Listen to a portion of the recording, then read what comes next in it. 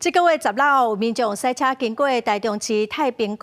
永成北路一个 T2 路口，已经被红灯了。也毋过有一台248路的公车佮硬要冲，险啊去弄到一台奥多麦。公车业者是表示讲，这个公车司机会记过来处分，伊嘛来加强教育训练，警察嘛来开红单。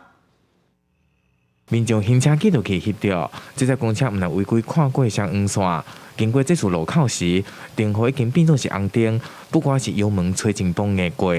险啊无记到一只当要倒弯的机车。公车是不行啊，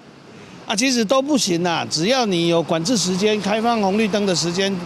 都不能够闯红灯啦。那你有载人客，甲你家坐驶无共啊。代志发生伫这个月16号，民众开车经过台中市太平区永成北路这处 T4 路口的时，这台248号市公车毋但车速真紧，还佫有真侪项违规甲弄红灯，实际回到这处路口，才会获得只有上下班时间灯号有运作，其他的时间拢是闪黄灯。不过民众表示，这车道真下，违规的状况不断，互因过马路真袂安心。该公车行驶过程有跨越双黄线及闯红灯情事，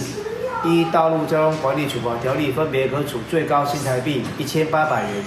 及5400元罚款。我们闯红灯该记过，我们就会记过。该减发的